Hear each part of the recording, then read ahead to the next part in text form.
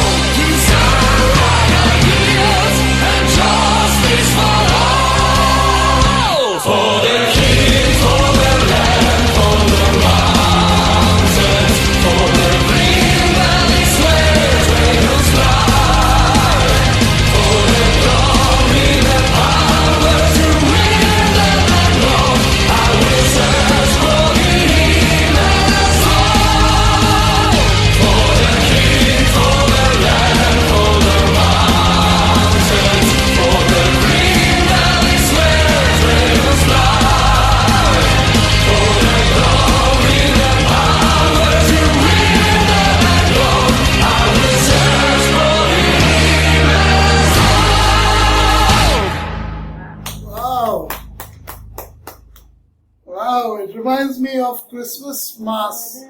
Midnight Mass on Christmas Eve with the choir in all its glory.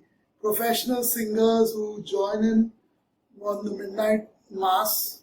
Wow, this reminded me of that. We have some great choirs in India. The Shillong choirs in Shillong are world famous.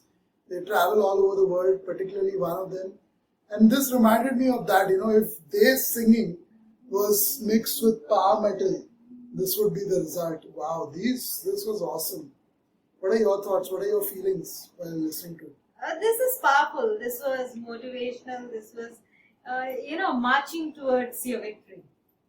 It's a powerful song, and if you want to ignite passion among people for patriotism, for the love for the land, and to fight against evil and things like that, this would be a great song to play. Yeah, and interestingly, the cover talks about a bit about the last two songs actually. If you see the cover, it shows a dragon with the Red fire dragon, yeah. and the guy, The warrior is warrior sitting with the sword. So it's a beautiful cover. There's so many elements in it, but that's a major aspect of it. What did you feel by listening to it? This was actually an example of power metal. More on the Yeah, power metal the side, last also one- symphonic. Yeah, symphonic, but Yeah. you did get the feel of power metal in this one. So what did you feel? Because you never heard this kind of music in your life. So what did you feel? This is, I don't know what time Rhapsody started their journey, started with their, musical stride. And now how many years it has been when this album came. Nothing about it, but we have been listening to a lot of symphonic bands, and I can see glimpses of all this in them too. Symphonic metal bands. Yeah, symphonic metal bands. So I do know what is going on as far as the music is going on, at least only in this one, not the earlier one. Earlier one was completely different. It was first time experience of anything like that. But this one I could understand when the beats were going faster. Somewhere I could remember Halloween from Germany when the drum beats were going faster, and then sometimes it is other symphonic metal Children bands. of Bodom as well. So here I think the highlight in this song for Rhapsody is the vocals and the choir, or you call so many singers singing together, chanting together, singing together, and going in a chorus. That's what was special about it. That gives you kind of one concentrated ray of force or whatever you call it. I can imagine that Angra must have had them as their influence, because Could be, yeah. the few songs of Angra that we reacted to, there were shades of Rhapsody in their music. So I can sense that Angra this probably is from before Angra. I hope I'm right. Yeah, that's So what because I it said. does That I seem don't know like the time. this must have been a colossal album when it released, because this kind of music you don't really get every day. No. It is not something that is put out every year. It's like once in a lifetime album. If the whole album is like that, it's a once in a lifetime treasure album. to and have. It's a treasure. I'm sure every person who owns a copy of this album, whether on vinyl or whether on CD or whether on, if it is older on cassette, I'm sure they have saved it till today and kept it very, very safe. You won't want to lose an album like this, and you won't want to gift it to someone else either. This is an album you'll hide before your friends visit. You don't want to let it out. Yeah, you don't want them to even see it.